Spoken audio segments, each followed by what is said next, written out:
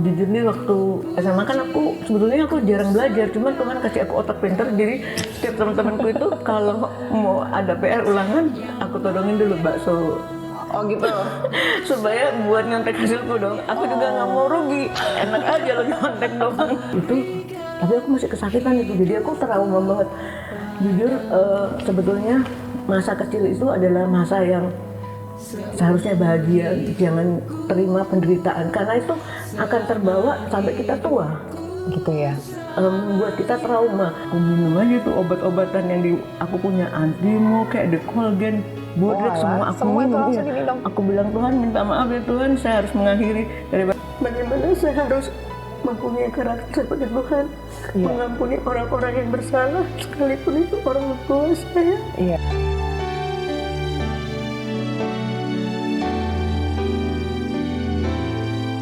Shalom sahabat-sahabatku, puji Tuhan, kembali bersama kami di podcast Kul Bekasi Menghidupi Firman Tuhan.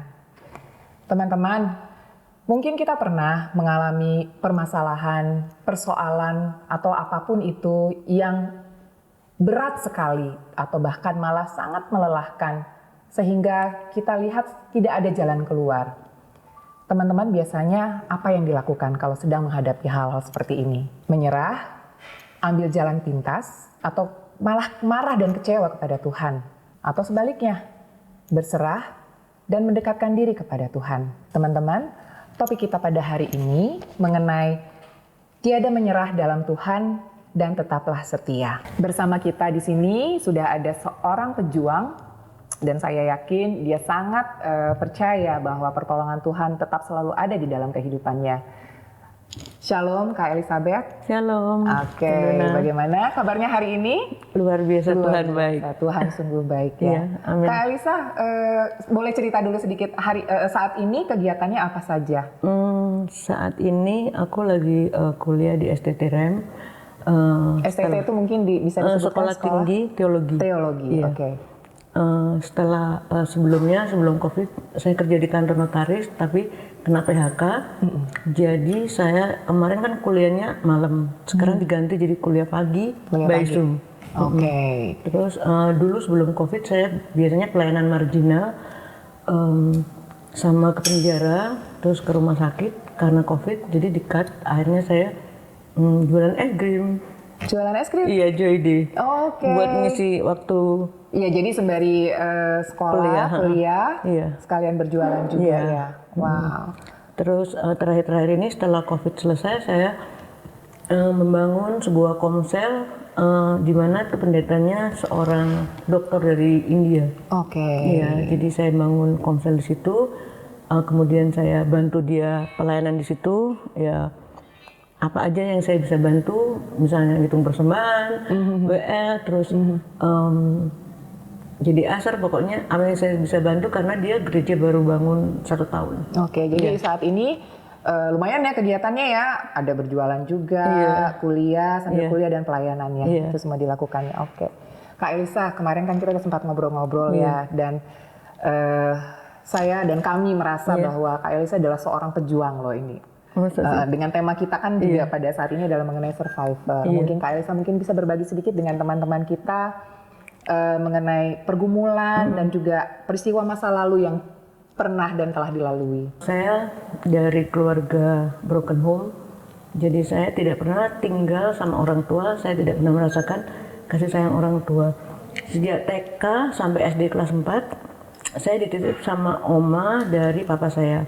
TK sampai kelas 4? Saya harus mandiri, harus bantu dia kan jualan jamu, terus jualan kayak kacang, segala macam, telur asin, agen rokok.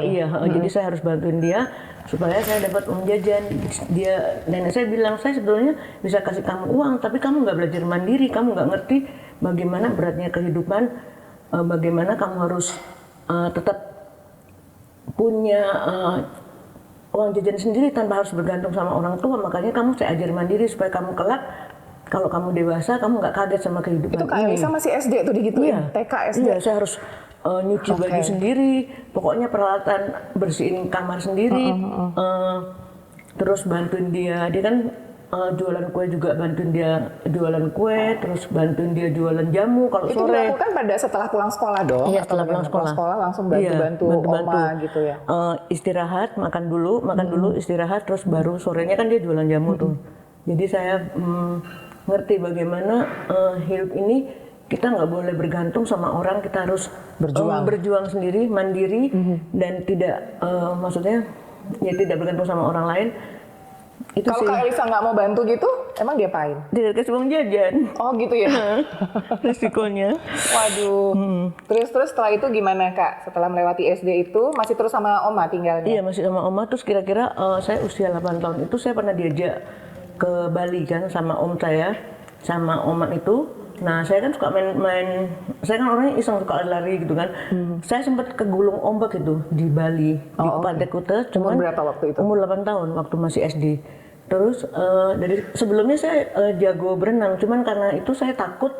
Kemudian ada orang bule yang dia surfing ya, surfing, terus dia tolong saya sampai saya bisa Jadi udah tenggelam tuh waktu iya, cerita? hidup sampai sekarang. Jadi saya cuma mikir gini, jangan-jangan apa bukan roh bunuh diri ya, roh kematian itu sudah menghampirin saya sejak kecil sampai ya saya sekarang. Oke. Iya, jadi saya mikirnya, kalau saya nggak ditolong bule itu, Mungkin saya udah mati gitu pada saat sudah itu. mati maksudnya.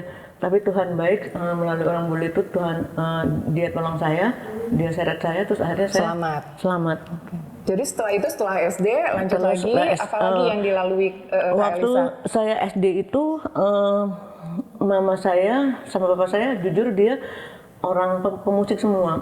Papa saya penyanyi di bar, mama saya juga penyanyi di bar. Cuma mama saya bisa main alat musik, misalnya piano, gitar.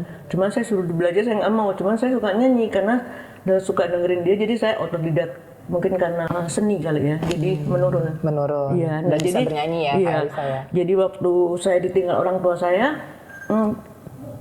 cuma bilang, saya nggak bisa kasih kamu harta, cuman saya kasih kamu sekolah supaya kamu punya ilmu, karena ilmu itu bisa dibawa sampai meninggal, kalau harta bisa habis. Jadi kalau orang tua mungkin salah, mama minta maaf, tapi kalau mama cuman bisa ngarahin kamu, kalau misalnya kamu lagi down, kamu harus dekat sama Tuhan. Di mana Tuhan sumber pertolongan. Jadi dari SD langsung saya ingat perkataan mama saya, walaupun saya down sekali, saya tetap rajin ke gereja, dan saya melayani sekolah minggu kan. Karena saya kelas 5 SD itu saya udah pindah sampai kelas 6. Sampai kelas 1 SMP pindah ke Jakarta. Oke, jadi dari sebelumnya di Surabaya. Surabaya, terus di Jakarta bersama siapa tinggalnya? Kelas 5 sampai kelas 6 itu ikut sama tante saya. Tante saya itu mualaf, jadi saya tinggal di daerah Batu Raja. Kebetulan daerah Batu Raja itu dekat rumahnya Imaniar yang zaman dulu tuh. Jadi kan saya suka lihat dia nyanyi, saya happy. Karena rumah tante saya itu jujur dia masih rumahnya bambu, terus lampunya tuh lampu yang kalau pagi-pagi kita hidungnya hitam semua. Oh, yang masih pakai itu ya, apa sih namanya? Minyak tanah. Iya, minyak tanah. Iya. Oh, oke. Jadi saya pokoknya perjuangan saya yang penting saya harus lulus, harus pintar. Iya. Saat akhirnya saya lulus SD itu masuk di SMP Negeri 8 kan. Nah, baru saya tinggal sama mama saya bersama orang. Oh, jadi pertama setelah orang tua divorce, tinggal bersama oma. Iya. Setelah itu sekarang tinggal bersama tante. Iya. Setelah udah tamat SD, tinggal sama mama. Masuk ke SMP, sama tinggal mama. bersama mama. Itu berapa lama dengan mama tinggal? Cuman setahun doang sama papa tiri. Soalnya saya tidak cocok. Oh, oke. Saya bukan yang lawan. Nggak cocok dengan iya, kan nggak cocok. Jadi saya bikin yang aneh-aneh. Bikin yang aneh-aneh. Jadi setelah dengan mama setahun terus aku dipulangin tuh ke Surabaya. Balik lagi ke tempat oma? No, diikut tante saya. Tante lagi, yang lain lagi nih tantenya? Adiknya mama saya punya, adik mama saya kan laki, punya tante tinggal di situ. Pokoknya tinggal sama adik mama saya. Setelah udah di Surabaya lagi? Iya. Dan di Surabaya kan SMP, aku kelas 2 sampai kelas 3 di Stella Maris. Kan itu sekolah SMP Stella Maris itu cewek semua kan. Jadi semua pada eskulnya menjahit, Oke. menari, terus masak. Saya eskulnya, saya sudah gemes, saya benci banget sama cowok itu, jadi saya eskulnya taekwondo, saya kepengen balas. Malah pengen. Kalau lagi-lagi brengsek saya tinggal balas. Oh gitu itu ya. dulu. Kayak ada sesuatu di Iya. dalam hati yang merasa Kesel, iya. kayaknya aku lagi kesel Iya, nih kenapa gitu ya. aku ditinggalin? Keselnya sama siapa? Kesel sama cowok maksudnya? Enggak sama orang tua aku, sama papa aku. Kenapa aku ditinggalin? Jadi karena itu, karena kesel malah aku pengennya ngambilnya taekwondo gitu. Iya. Kalau ada laki yang kurang ajar tinggal hajar. Wah, kayaknya aku juga agak-agak harus hati-hati nih sama Kak Elisa nih, takutnya nggak boleh macam-macam. Aduh. Oke, itu sampai berapa lama di Itu Surabaya? di Bersama Surabaya. tante? Iya, bersama tante 2 tahun. Terus SMA aku ikut nenek aku lagi. Balik lagi ke Oma. Cuman aku kepahitan sama papa aku karena uangnya itu yang dikasih nenek aku, jujur nenek aku yang nyekolahin waktu SMA itu dibuat main judi sama bapak aku, tambah kepahitan aku. Aduh Tuhan, ampun, aku bilang Jadi harus uang bisa. untuk sekolah sudah dikasih oleh Oma. Iya, dititipin sama bapak Lewat aku. titip ke papa, ternyata dipakai untuk Untuk gambling, judi. untuk Iya. berjudi. Lalu gimana sekolahnya Kak Elisa? Terus akhirnya aku dicarikan sekolah lagi, yang sekolah jujur itu sekolah 99% orang kedar dan 99% orang pribumi. Jadi yang CNS cuman bisa dihitung pakai jari. Oh gitu ya? Bayangin di lingkungan teman aku pasti orang-orang pribumi yang ya udahlah gitu-gitu, anaknya polisi lah, anaknya haji.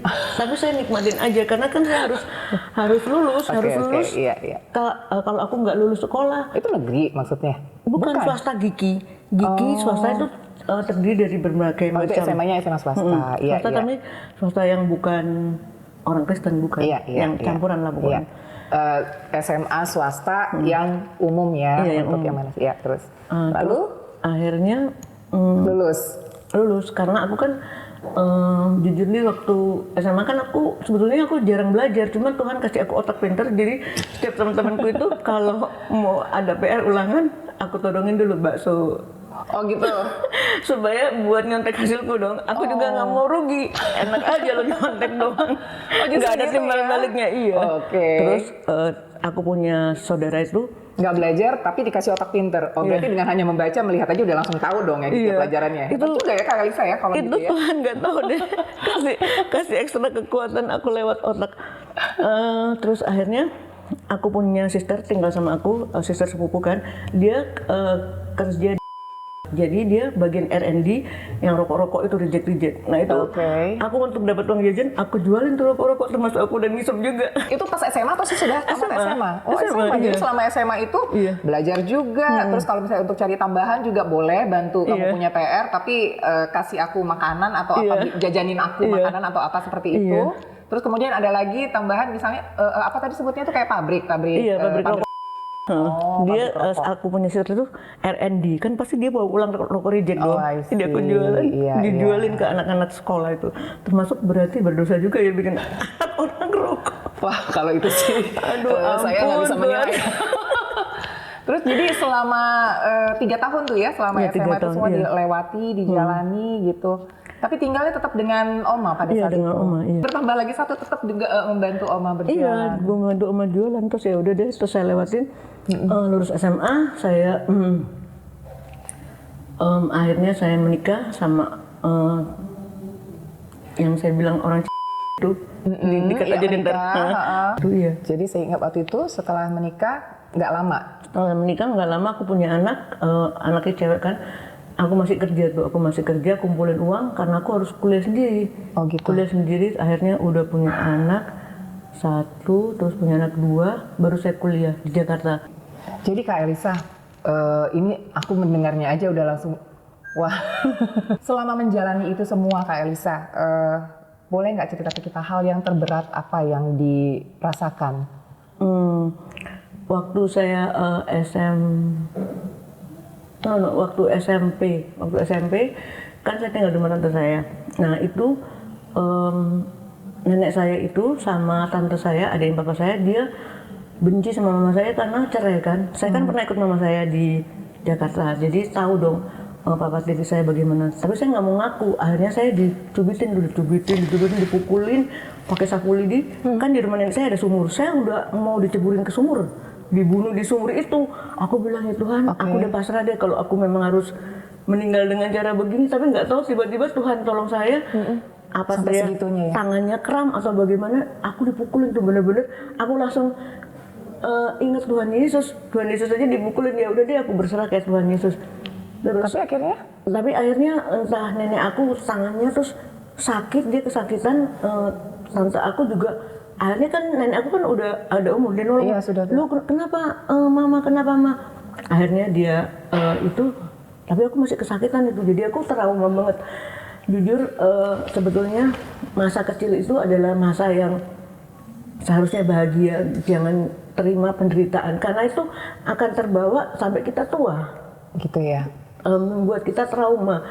Jadi masa kecil, masa TK, masa sekolah itu kalau bisa ini buat orang tua jangan ada broken home, jangan ada maksudnya mukul anak atau kalau misalnya kekerasan lagi ya, di dalam keluarga, sama anak itu pasti buat akan terbawa sampai anak itu dewasa karena dia diperhadapkan sama kekerasan. Makanya aku langsung, wih ini kayaknya aku mesti taekwondo nih. Jadi akunya dikeras juga ya. Makanya tadi ngambil kelas taekwondo tadi ya. Aku bilang Tuhan, aduh ampun deh, aku bilang. Ya memang begitu ya, jadi efeknya seperti itu. Iya, jadi efeknya seperti itu. Lalu Kak Elisa, boleh cerita sedikit nggak setelah kuliah?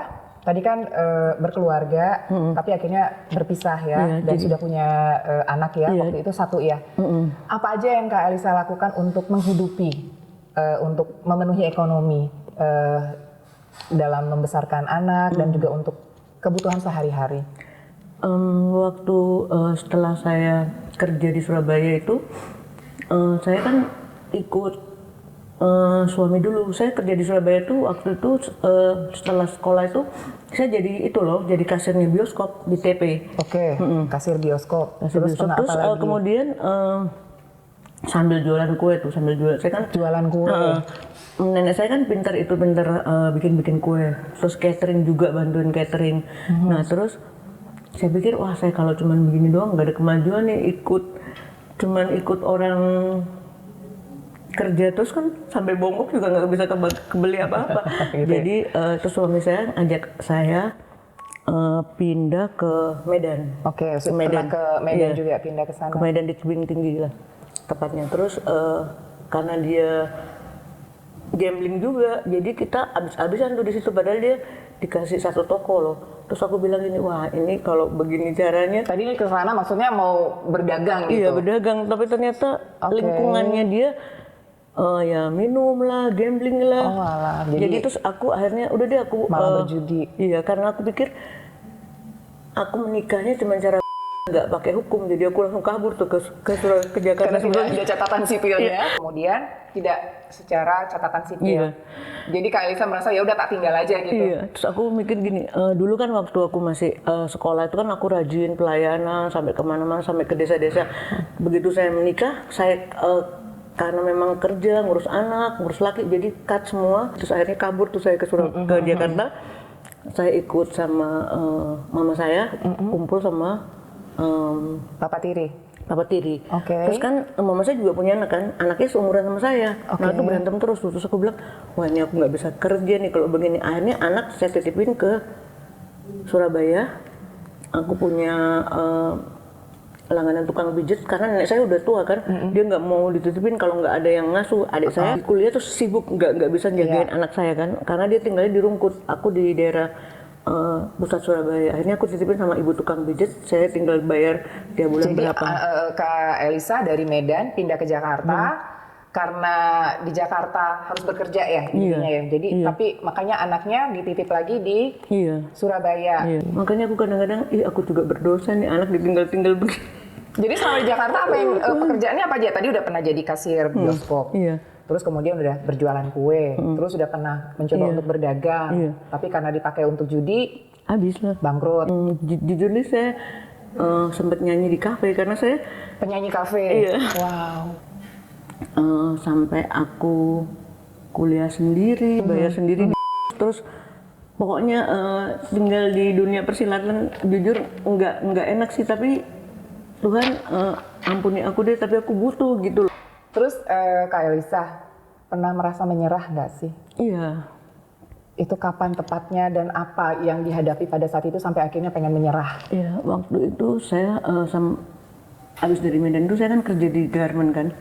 Nah itu jujur saya udah, aduh ini gimana Tuhan, sebelum saya menyanyi di kafe, ini udah diukur masih nggak cukup. Aduh, ya udah deh, memang aku tidak diinginkan hidup kali, karena memang jujurnya mama saya itu dulu dia kepingin aku anak laki bukan perempuan. Oke. Jadi aku pikir ya udah deh, aku udah mau Udah merasa nggak dianggap sebagai, sebagai maksudnya anak, iya. Kayaknya nggak diterima gitu Iya ya. nggak diterima, terus udah mau meninggal di Pantai Kuta, mau dibunuh, terus ya udah deh aku mengakhiri hidup, kan nggak ada orang tuh di kos-kosan. Aku minum aja tuh obat-obatan yang aku punya, Antrimo kayak Decolgen, Bodrek, semua aku semua itu minum. langsung diminum. Aku bilang, Tuhan minta maaf ya Tuhan, saya harus mengakhiri daripada saya stres sendiri, saya bilang gitu kan. Tapi Tuhan tolong saya lewat tetangga saya. Biasanya kan saya suka kasih makanan ke tetangga tuh. Kalau saya masak saya suka berbagi kan. Dia lihat kok saya kok nggak bagi-bagi makanan. Kok rumahnya diem-diem aja sepi. Terus dia kaget lihat aku udah mulutnya berbusa. Itulah Tuhan. Malam, siang, atau sore atau Kak? Siang. Siang-siang Iya. itu. Karena dilihat aku nggak kerja, nggak masak, nggak ada panggil-panggil. Walaupun saya tinggal di kos-kosan yang orang pribumi, saya suka, selamat pagi, saya kerja dulu ya, nitip-nitip dong. Saya nggak keluar tuh, dia kaget. Terus ternyata saya bunuh diri, terus saya untung ditolong sama dia loh. Oke. Kalau enggak, Ya itu pasti kan juga karena Tuhan ya. iya. Jadi rancangan Tuhan dalam hidup kita itu sebetulnya rancangan yang damai sejahtera, bukan kecelakaan, yang membawa kita kepada hari depan yang penuh harapan.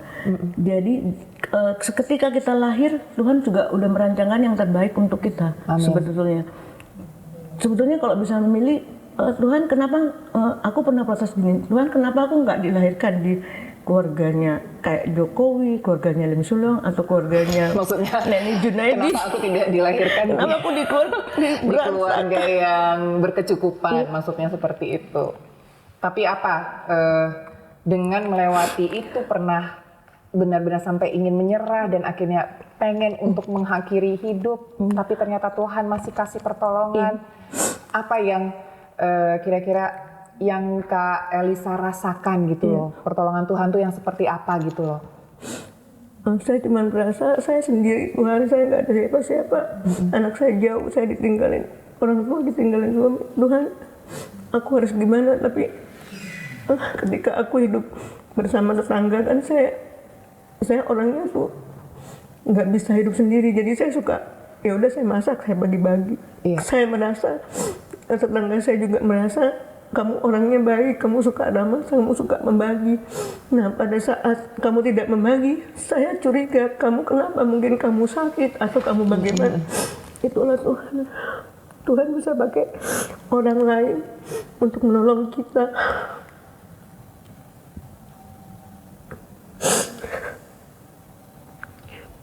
Baik, Kak Elisa, berarti sampai akhirnya Kak Elisa sudah sampai di titik terendah, merasa menyerah, dan akhirnya sampai memutuskan untuk mengakhiri hidup Kak Elisa. Tapi di situ Tuhan kirimkan orang untuk menolong Kak Elisa, dan Kak Elisa sampai dibawa ke rumah sakit dan akhirnya bisa diselamatkan.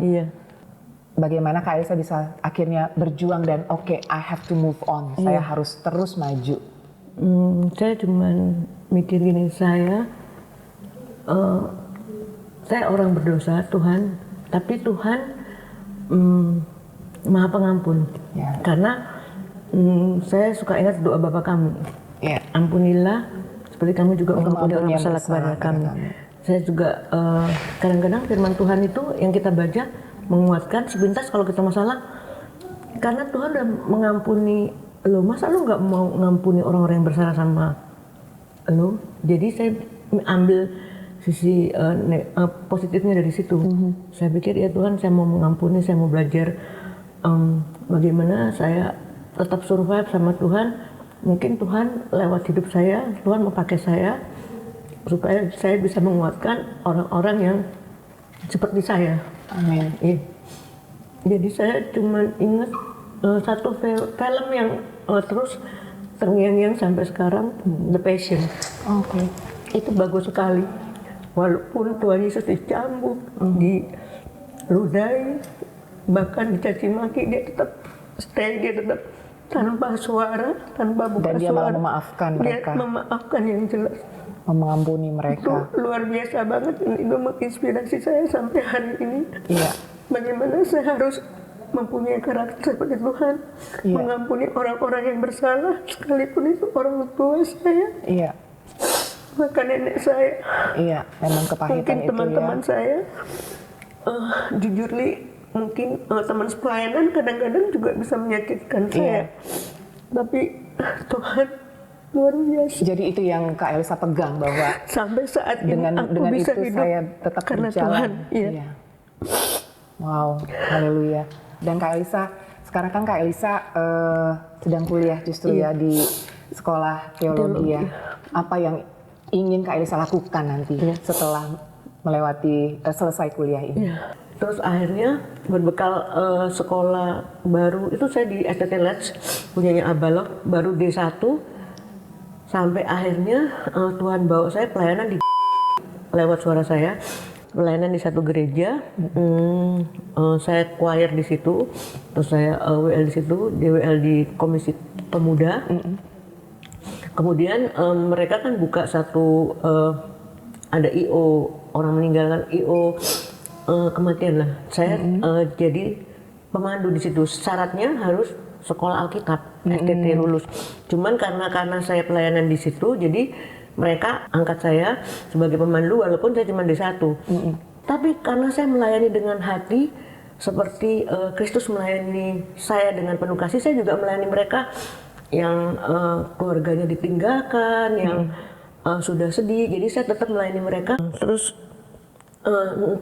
jadi saya pas kuliah itu kenapa saya bisa di Tabita itu, saya bersyukur banget karena di situ pada waktu sampai saya dibikin Tuhan, saya bisa mandiin mayat di situ, bisa make upin mayat karena mereka lihat saya kan agak bisa dandan sedikit ya kan.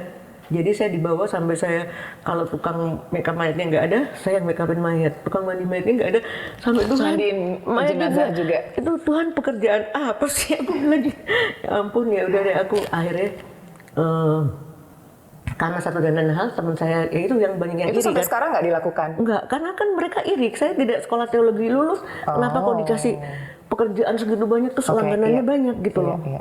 Saya kenapa saya ambil lagi teologi, saya kepengin someday kalau saya punya uang, mungkin saya bangun satu IO orang meninggal kali ya. Oke. Someday itu pikiran Iya, saya iya. manusiawi, dan terus saya kan kuliah di manajemen. Saya pikir otak bisnisnya mulai jalan lagi, karena nenek saya juga dulu ngajarin kamu kalau itu harus mandiri, harus bisa cari uang sendiri. Jadi saya pikir, wah saya kalau udah lulus lumayan nih bisa buka IO, kan jarang orang buka IO orang meninggal, yang ada IO orang IO apa ya sebutannya, saya juga bingung kalau event organization. Iya, maksudnya IO untuk apa namanya, Meninggal, kedukaan ya. gitu kan? Iya, kedukaan ya.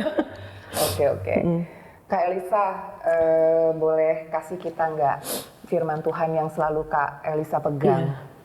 Aku sih suka yang Filipi 4 ayat 13. Segala perkara dapat aku tanggung di dalam Dia yang memberi kekuatan kepadaku. Iya, amin. Iya. Itu yang terus menjadi pegangan hidup saya Sampai sekarang. Sampai sekarang, karena Tuhan terlalu baik buat saya. Jadi saya ketika saya punya beban, ini segala perkara dapat kutanggung di dalam Tuhan yang memberi kekuatan kepadaku. Amin. Amin. Itu aja sih. Ini semua boleh nggak kasih kita pesan-pesan apa Kak Elisa saat ini masih tetap berdiri Iya. dan ingin tetap selalu dekat dengan Tuhan? Iya. Karena saya tahu kita hidup dari kandungan ibu, nggak ada yang sia-sia di mata Tuhan. Kemudian kita juga Tuhan kasih talenta untuk supaya kita bisa memberkati orang, menjadi saluran berkat buat orang lain. Amin. Terus saya terus tetap bertahan karena Tuhan sudah mengampuni saya. Tuhan terlalu baik buat hidup saya, sehingga saya boleh survive sampai sekarang.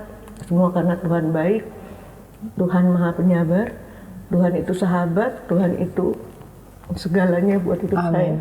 Amin. Jadi saya cuma pesan buat teman-temanku, kalau lagi down ingat Tuhan nggak pernah ninggalin kita. Tuhan selalu ada buat kita. Ketika kita benar-benar minta ampun sama Tuhan, Tuhan adalah setia dan adil. Amin. Dia tidak pernah meninggalkan kita barang sedetik pun. Walaupun kadang-kadang kita suka salah, cepat-cepat minta ampun sama Tuhan, perbaiki hubungan sama Tuhan, karena itu adalah yang lebih penting dari segalanya. Mungkin orang tua boleh meninggalkan kita, teman, bahkan saudara sekalipun, suami sekalipun, tapi Tuhan tidak pernah meninggalkan kita. Sampai detik ini saya ada semua karena Tuhan. Amin. Haleluya. Wow. Thank you so much. Thank you so much loh Kak Elisa. Sebetulnya saya agak malu sih, karena itu masa lalu saya, tapi saya percaya karena masa lalu saya banyak jiwa seperti saya mungkin akan terselamatkan. Yes, amin. Itu yang kita harapkan Tuhan pakai Kak Elisa untuk bisa memberkati lebih banyak orang lagi. Biarlah kesaksian saya boleh menguatkan teman-temanku dan menjadi berkat buat teman-temanku yang lagi down. Terima kasih. Jangan pernah menyerah. Iya. Amin. Thank you so much ya Kak Elisa. Iya. Tuhan tetap selalu memberkati Kak Elisa. Amin. Baiklah teman-temanku, tadi kita sudah berbincang-bincang dengan Kak Elisa dan kita tetap yakin percaya tidak ada yang namanya menyerah di dalam Tuhan. Iya. Dan kita harus tetap taat dan setia kepada Tuhan. Dan kiranya ini juga bisa menjadi berkat dan menguatkan teman-teman sekalian. Berikut mari kita dengarkan firman Tuhan. Shalom sahabatku, salah satu ayat andalan emasku ada di Filipi 4 ayat 13. Segala perkara dapat kutanggung di dalam Dia yang memberi kekuatan kepadaku. Ayat ini untuk memberikan semangat kepada seseorang dalam menghadapi badai kehidupan. Di setiap musim kehidupan yang kita lewati, entah kita berada di puncak kesuksesan atau di titik terendah dalam hidup kita dapat percaya diri mengatakan bahwa kita mampu melewati segala perkara jika dapat kekuatan dari Tuhan kita Yesus Kristus Sang Juru Selamat yang hidup. Terima kasih, Tuhan Yesus memberkati. Ku beri